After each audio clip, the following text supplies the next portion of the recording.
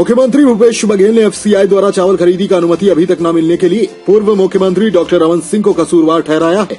बिलासपुर संभाग के दौरे पर रवाना होने से पहले मुख्यमंत्री भूपेश बघेल ने कहा कि प्रदेश में धान खरीदी की मौजूदा स्थिति रमन सिंह द्वारा केंद्र को गुमराह करने से हुई है। किसानों ने रमन सिंह को पिछले चुनाव में नकार दिया है, इसलिए रमन सिंह गलतफहमी पैदा करना चाहते हैं। वे किसानों को परेशान करना चाहते हैं।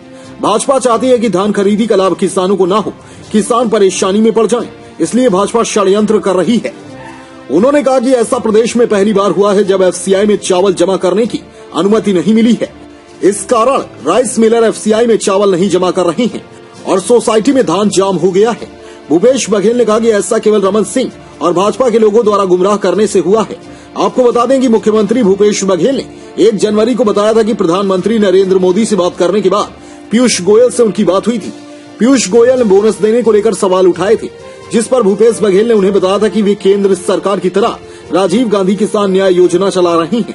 भूपेश बघेल ने बताया कि पहले साल बोनस देने से नहीं रोका तो किसानों को 2500 रूपये दिए, लेकिन उसके बाद केंद्र सरकार का साफ निर्देश आ गया कि जो राज्य किसानों को बोनस देंगे उन राज्यों के चावल केंद्र नहीं खरीदेगी।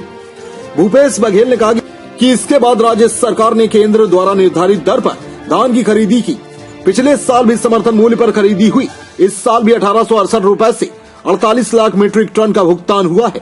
किसानों के लिए केंद्र सरकार के किसान सम्मान निधि के तर्ज पर राजीव गांधी किसान न्याय योजना लेकर आई, लेकिन इस योजना का लाभ गन्ना और मक्का के किसानों को भी दिया गया।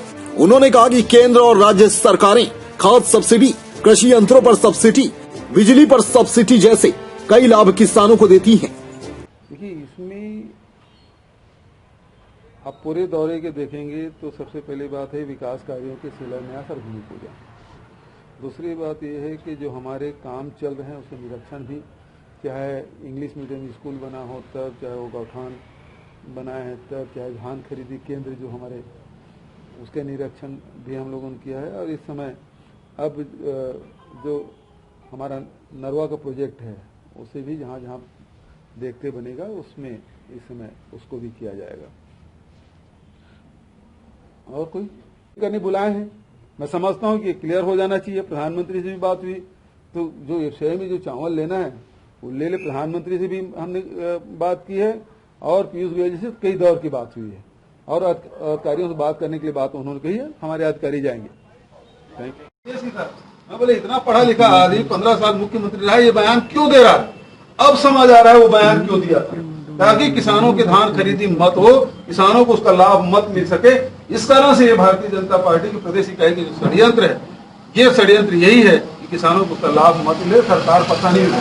सर, ऐसा लगता है क्या कि यही बात वहां पहुंचाने की कोशिश की गई है, जिसके कारण ये बात जब पीयूष गोयल जी से कल जब बात हुई तब स्पष्ट हुआ कि आप तो बोनस दे रहे हैं। मैंने कहा भाई पासवान जी से बात हुई उसी समय से हमने बंद कर दिया, आपके समय से नहीं, पिछले साल से हमने बंद कर दिया।